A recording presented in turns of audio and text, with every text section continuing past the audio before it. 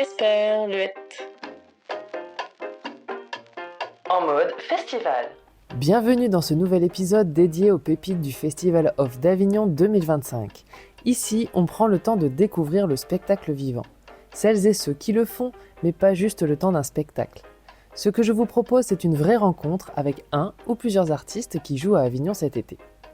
Aujourd'hui, mon micro a capté un super moment de complicité entre Franck Mercadal et Grégory Baquet, à l'image de ce que vous pourrez voir sur scène si vous allez découvrir la raison du plus fou. Bonne écoute! Carte d'identité. Je m'appelle Grégory Baquet. Je suis comédien, et metteur en scène, et producteur, et diffuseur, et directeur de théâtre, et directeur d'école de théâtre. Voilà. Désolé. Et vous ? Tu arrives à faire ça très bien, tout ça très bien ? Non, très moyennement, je sais bien. Et vous êtes qui du coup ? Alors Franck Mercadal, je suis comédien et auteur. Bon, je sais, c'est très léger par rapport à toi, mais... Oui, mais sauf que tu fais les deux choses parfaitement. Merci. Tout flatteur ne vit qu'aux dépens de celui qui l'écoute. Avant de l'avoir tué, voilà. Un peu de promo. Ça s'appelle La raison du plus fou. C'est une pièce sur une rencontre entre Diderot et Rousseau autour d'une partie d'échecs. C'est une pièce écrite par Franck Mercadal, c'est vous ?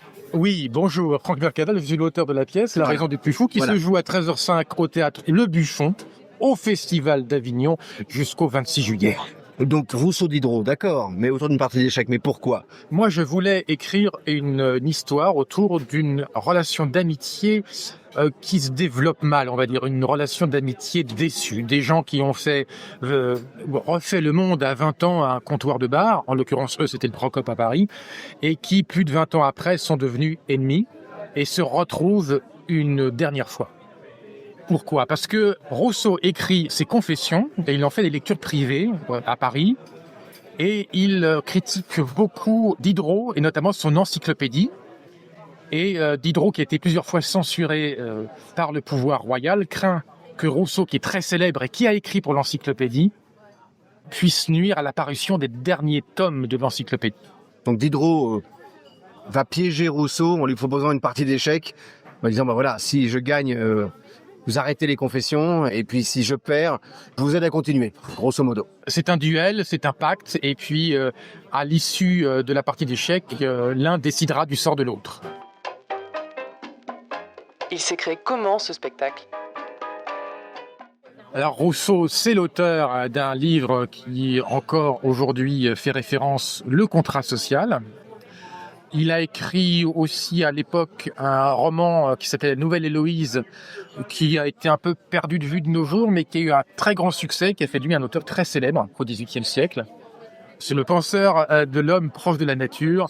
L'homme est né libre, la société le corrompt. Alors que Diderot, lui, il a écrit du théâtre et il a contribué à créer l'encyclopédie. Alors, tout le monde sait ce qu'est une encyclopédie aujourd'hui, mais à l'époque, ça n'existait pas.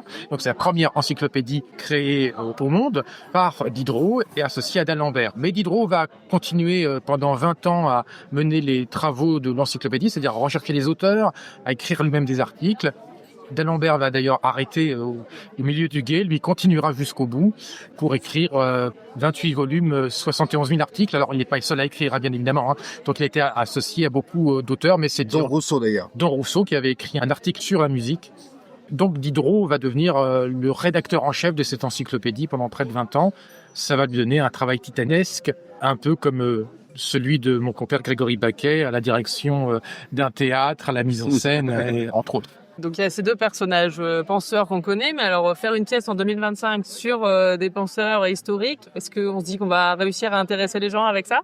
Alors c'est vrai que Rousseau et Diderot n'ont plus d'actualité aujourd'hui. Quand Rousseau dit ce qui est le plus dangereux, c'est l'ingérence des intérêts privés dans les affaires publiques, on sait bien que ça n'a plus d'actualité. Quand Diderot dit le problème avec la morale, c'est que c'est toujours la morale des autres, on sait bien que ça n'a pas d'actualité. On a grandi par rapport à ça, bien évidemment. Ça va mieux. Donc peut-être que ces auteurs, leurs citations peuvent avoir une actualité aujourd'hui. Donc avec Greg, nous avons voulu montrer un spectacle qui puisse être d'actualité avec plein de surprises. On s'attend effectivement à un duel à fleuret moucheté autour d'une partie d'échecs. c'est pas tout à fait ça. Alors, je vais pas vous révéler tout non. parce que tout aussi repose sur les effets de surprise que vous trouverez tout au long de la pièce. Mais c'est une pièce qu'on a voulu aussi décaler, humoristique, comme je vous disais, avec des rapports avec l'actualité. Et puis aussi qui peut être touchante parce que c'est des personnes, comme toute forte relation d'amitié, qui s'appréciaient beaucoup et qui ont pu aussi avoir des moments de crise.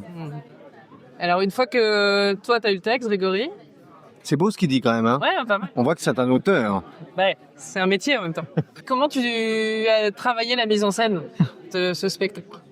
Alors ça s'est fait d'une manière un peu particulière puisque Franck m'a envoyé le texte au départ pour que je joue avec lui. Et il voulait que, comme on fait beaucoup entre comédiens, on s'envoie des textes et puis on se dit bah tiens on ira chercher un metteur en scène derrière. Déjà on va découvrir le texte ensemble. Et puis à la lecture des 3 premières pages déjà j'ai dû me plonger moi-même dans les encyclopédies pour comprendre.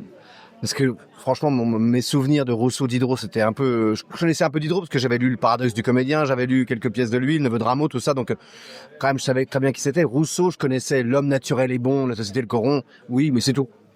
Et puis au fur et à mesure de la lecture de sa pièce, je m'aperçois qu'en fait c'est extrêmement documenté, mais qu'il faut quand même avoir un certain bagage. Donc j'ai commencé à chercher, j'ai commencé à me dire ah mais pourquoi il parle de ça, c'est où, on en est où dans l'histoire, qu'est-ce qui se passe par rapport à la Révolution française, tout ça. Et puis tout d'un coup je l'ai rappelé en disant écoute moi ça m'intéresse, mais c'est beaucoup trop long. Et puis surtout si t'es pas extrêmement cultivé, t'es vite largué quand même. Hein. Et il m'a dit ah bon ça ou pas. J'ai dit bah oui, tu es extrêmement cultivé toi, mais tout le monde n'est pas comme toi. Et moi mon but quand même de mon école, de mon théâtre, c'est de faire venir le plus de monde au théâtre et que les gens se sentent bien chez eux au théâtre. Donc je dis là on est parti pour les larguer. Donc je lui ai proposé de faire la mise en scène en disant voilà moi je propose un truc, c'est que déjà on essaye de trouver un lien avec ce qui se passe aujourd'hui et puis surtout tu coupes. Voilà, donc il a accepté, ce qui est très très rare, je tiens à le souligner chez les auteurs. C'est triste en fait. Non, parce que sans dévoiler la suite, mais on est en train de penser à la suite de ce spectacle. Donc, voilà. Après, je lui ai posé plein de trucs et puis on a commencé à délirer. Puis moi, mon amour de Mel Brooks, de Monty Python, de tous ces gens-là, ça lui a plu. Donc, ça donne ce côté décalé, ce côté plein de surprises et puis il a suivi surtout tout à fait ça l'a fait marrer. Puis du coup, on est partis tous les deux. Et ce qui est génial, c'est qu'au fur et à mesure de nos séances de travail autour du texte, il repartait en écriture. Il me renvoyait le texte. Moi, ça me donnait des idées de mise en scène. Donc, je disais, tiens, ça me provoque ça. Donc, il repartait en écriture. Et là, en fait, on a super bien bossé comme ça. Ça a fallu 10 ans pour la faire, cette pièce. Ah, mais on a beaucoup bossé, hein. Oui, parce que même à un moment, il y a plusieurs mois où on a répété à distance, même. Carrément en visio. On se voyait, on faisait des séances de répétition en visio. On se voyait régulièrement, plusieurs fois par semaine, voire par mois, tout ça. Et ça a avancé comme ça. Et ce qui a permis justement un travail de dosage aussi, qui est très important dans la pièce. C'est d'enlever tout ce qui est inutile, d'aller vraiment... Le moindre, voilà. Ça a commencé par des grosses coupes, mais... Ça doit faire mal quand on coupe son texte qu'on a écrit. Surtout que j'en ai presque coupé 50 ou 40 ou 50% quand même. Hein, c'est ce qui est le plus difficile, effectivement, pour un auteur, c'est moins d'écrire, pour moi, que de couper. Oui. Mais après, ça permet d'enlever tout ce qui est... Parce qu'à un moment, dans l'écriture, on peut se dire, on peut apprécier ce qu'on écrit, on peut se bercer par sa propre écriture. En tant qu'auteur, c'est vrai qu'on n'a pas toujours l'idée de l'écho que ça peut avoir chez les lecteurs ou chez les spectateurs. Donc là, en l'occurrence, avec le metteur en scène, il me remet d'équerre par rapport à ce que je veux écrire. Puis ça renforce toujours le sujet et les rapports, surtout parce que pour moi, c'était avant tout une pièce de rapport. Sur l'altérité, sur l'amitié, sur... sur le débat, aussi sur le fait d'être capable de débattre alors qu'on n'est pas d'accord. Et voilà, c'est la fameuse phrase de Voltaire, peut-être dite par Voltaire, on n'est pas encore sûr vraiment, mais je ne suis pas d'accord avec vous, mais je me battrai pour que vous puissiez toujours l'exprimer. Donc c'est aussi dans cette idée-là que la pièce se situe, c'est-à-dire que l'avis contraire est aussi inspirant. Et qu'elle résonne aussi beaucoup dans l'actualité aujourd'hui. Oui. Un peu de mal à débattre. Mais c'est aussi pour ça que ce spectacle m'a beaucoup intéressé de travailler avec Franck. C'était que moi j'envisage aussi, comme je te le disais, de faire venir les plus jeunes au théâtre. Et donc l'idée c'est d'en faire des scolaires de ce spectacle. C'est que des gamins puissent à 10-12 ans venir voir ça et se dire non seulement c'est génial le théâtre, c'est rigolo, mais en plus on apprend plein de trucs et finalement la philo, j'ai hâte d'en faire parce que ça va être sympa. Donc si on arrive à faire ça, et pour l'instant le pari est plutôt gagné, puisqu'on a aussi beaucoup de jeunes qui viennent nous voir, dès qu'on vend un spectacle pour le tout public, on vend aussi des scolaires, et que l'idée c'est aussi de reparler du débat, parce que c'est un peu ce qu'il y a aujourd'hui dans le paysage télévisuel, journalistique, on ne sait plus débattre. Il n'y a plus de débat, il n'y a plus que des engueulades en règle, avec des gamins qui défendent leur point de vue sans écouter l'autre, alors qu'un débat, ce n'est pas du tout ça. Et on montre, nous, en 1h15 aussi, dans cette pièce, comment à chaque fois, l'un écoute l'autre. Et ne fait que rebondir, après apprend, et d'ailleurs change, parce que les deux personnages évoluent au fur et à mesure de la pièce. Et accepte le point de vue de l'autre, parce que c'est ça aussi, c'est de savoir accepter que de temps en temps qu'on a tort ou que l'autre a raison. En tout cas, s'ouvrir l'esprit et penser encore. Et alors, vous vous connaissiez pas forcément avant, si j'ai bien compris? Non, absolument pas. Vous avez une super complicité sur scène.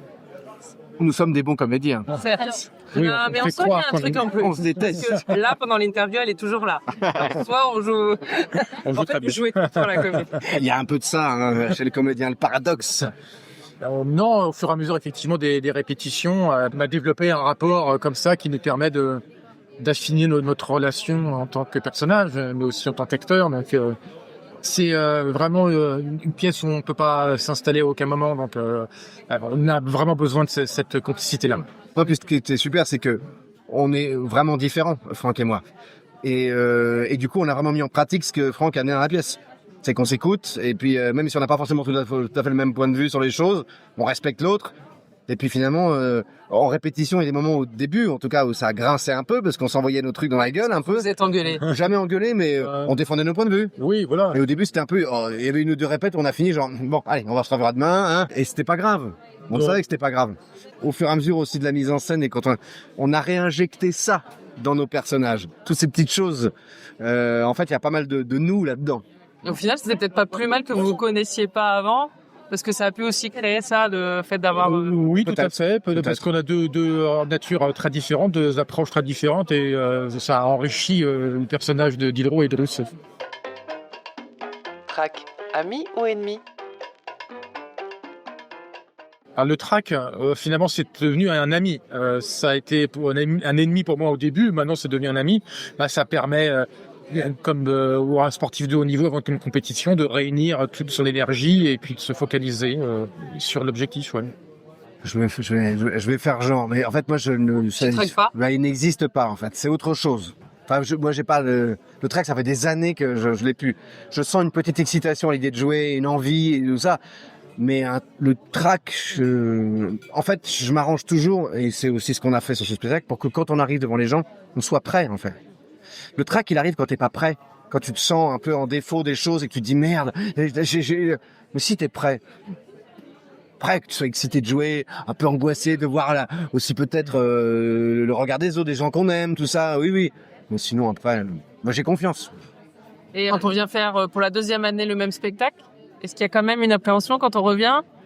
Alors on revient, moi je suis revenu en tout cas plus en confiance, mais c'est super de voir comment le spectacle évolue. Je parle bien du spectacle, alors c'est nous à l'intérieur du spectacle, parce que le spectacle c'est la mise en scène, c'est le texte, c'est les éclairages, c'est le rapport.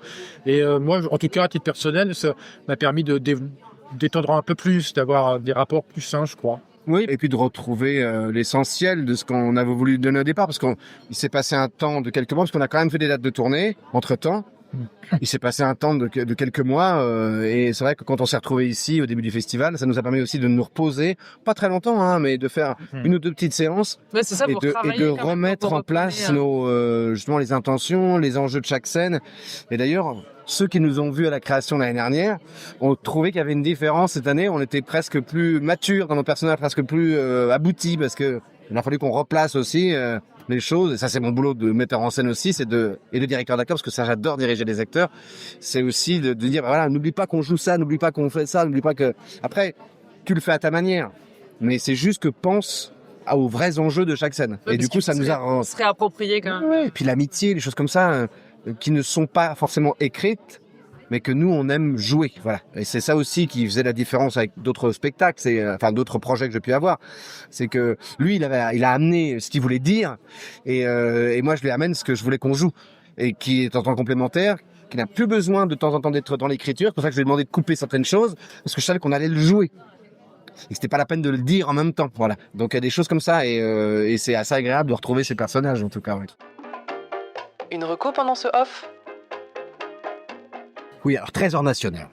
je suis sensible à ce spectacle puisque c'est ma collaboratrice Victoire Berger-Perrin avec qui j'ai monté ma compagnie, la Compagnie Vive, qui coproduit aussi ce spectacle. C'est à Théâtre Actuel, tous les matins à 10h. C'est une grande fresque sur le cinéma et la vie en Turquie dans les années 60. C'est plein de choses, c'est coloré, c'est plein de découvertes de ce qui se passe. Parce que moi, j'ai aussi appris pas mal de choses sur les coups d'État en Turquie, tout ça. Et puis comment l'artistique, comment est-ce que une star de l'époque est devenue voilà ce trésor national. Et ça parle de plein de choses. C'est un grand voyage. Donc j'encourage les gens à aller voir ce spectacle, ça c'est sûr. Franck, tu as quelque chose à... Ah oui, alors j'ai vu pendant que Sigmund fredonne. Ah, la pièce de Trinidad. Voilà. Alors c'est très drôle parce que Trinidad, quand je lui ai demandé la reco, c'était la raison du Ah, plus. c'est vrai. Je l'ai pas vu encore. Il faut que j'aille la voir. C'est le pendant de... Et pendant ce temps-là, Simone Veil, c'est ça? Voilà, c'est ça. Et avec les hommes, sur des hommes. C'est ça. C'est les Stone Fans avec 4 hommes autour d'elle qui racontent leur histoire, enfin, qui ont accès à leur, je voulais dire, à la prise de parole qui est plus rare chez les hommes que chez les femmes. Après, j'ai des camarades qui viennent du Gers. Ils sont à la cour du spectateur. Alors, j'ai vu leur précédent spectacle. Attends 2 ans. Et là, ils jouent C'est pas du vélo. Et c'est une troupe qui fait toujours des spectacles hyper jolis sur les gens, sur la bienveillance, sur le voyage que font les gens quand ils apprennent des choses, quand ils rencontrent des gens. C'est toujours plein de petits, en plus accessoires. Ils ont une scénographie qui est toujours plein de petites choses sur scène. Donc j'ai hâte de les découvrir.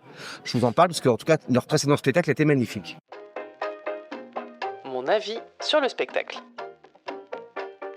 Deuxième gros coup de cœur de l'année avec ce duo entre Franck Mercadal et Grégory Baquet. Et oui, je vous invite à aller participer à une rencontre entre Diderot et Rousseau. Mais la raison du plus fou, c'est bien plus qu'une discussion entre 2 personnages historiques. C'est bien plus qu'une pièce de théâtre avec des costumes d'époque, c'est bien plus qu'une partie d'échecs endiablés entre 2 amis ennemis. C'est un spectacle rythmé et drôle, et surtout, c'est surprenant. Mais je ne peux pas vous en dire plus, seuls les spectateurs savent de quoi je parle. Un duel verbal et physique entre les 2 acteurs à la belle complicité. Ils sont espiègles et stratèges et nous embarquent autant par le texte, leur jeu d'acteur que la mise en scène.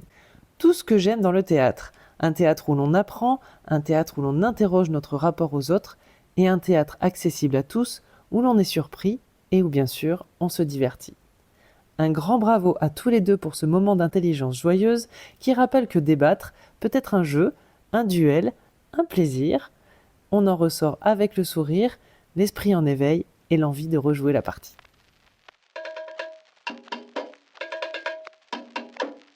Esperluette. En mode festival.